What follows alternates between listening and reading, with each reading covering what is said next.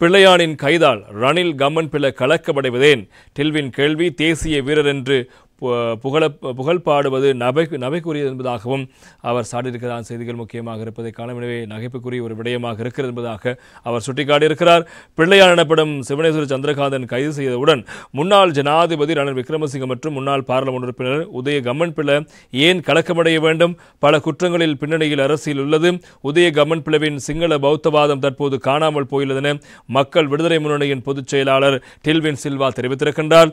காலி பகுதியில் நேற்று நடைபெற்ற தேசிய மக்கள் சக்தி தேர்தல் பிரசார கூட்டத்தில் கலந்து கொண்டு உரையாற்றும் போதே அவர் இந்த விடயங்களை சுட்டிக்காட்டியிருக்கிறார். அவர் மேலும் உரையாற்றும் போது தோல்வியடைந்த அரசியல் கட்டமைப்பு புறக்கணித்துதான் நாட்டு மக்கள் தேசிய மக்கள் சக்தி தலைமையிலான பலமான அரசாங்க கட்டமைப்பை உருவாக்கியிருக்கிறார். எனவே ஊழல் மோசடிக்கு எதிராக அரசாங்கம் கடுமையான செயற்பாடுகளை மேற்கொண்டு வருகிறது என்பதாக அவர் சுட்டிக்காட்டியிருக்கிறார். எனவே இந்த விடயங்களை அடிப்படையாக வைத்து இப்போது அவர் கருத்துக்களை முன்வைக்கின்ற போது எனவே அந்த நடவடிக்கைகளை மேற்கொண்டுள்ள நிலையில் மக்களால் புறக்கணிக்கப்பட்டவர்கள் அனைவரும் தற்போது உணர்ந்திருக்கின்றார்கள்.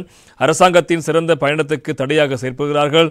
ஆட்சிக்கு வந்து 6 மாத காலத்துக்குள் நிலையான சிறந்த அபிவிருத்திக்கான அடித்தளமிட்டிருக்கின்றோம்.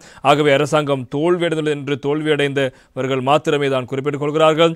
முன்னாள் ராஜாங்க அமைச்சர் பிள்ளையான் என்று அழைக்கப்படும் சிவனேஸ்வர சந்திரகாந்தன் கைது செய்யப்பட்டமை தற்போது பிரதான பேசுபொருளாக காணப்படுகிறது. கிழக்கு பல்கலைக்கழகத்தின் முன்னாள் உபவேந்தர் ஒருவரை கடத்தி காணாமலாக்கிய குற்றச்சாட்டுக்காகவே பிள்ளையான் கைது செய்யப்பட்டு தடுப்பு காவலில் வைக்கப்பட்டு விசாரிக்கப்பட்டு வருகிறார். எனவே பிள்ளையானை சந்திப்பதற்கு முன்னாள் ஜனாதிபதி ரணில் விக்ரமசிங்க அனுமதி கோரினார். அவர் முன்னாள் ஜனாதிபதியாக பதவி வகித்ததற்காக சட்டத்துக்கு முரணாக செயற்பட அனுமதிக்க முடியாது. நாட்டில் சட்டம் அனைவருக்கும் பொதுவானதாகவே உள்ளது.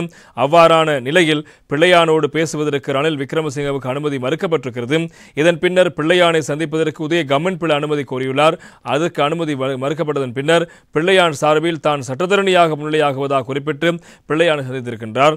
பிள்ளையான் சார்பில் முன்னிலையாகுவதற்காக உதய கம்மன்பில குறிப்பிடுகிறார். உதய கம்மன்பில சட்டத்தரணியாக இருக்கலாம், ஆனால் அவர் எந்த ஒரு வழக்குக்காகவும் நீதிமன்றில் முன்னிலையாகவில்லை. நாட்டு மக்கள் இதனை நன்கு அறிவார்கள்.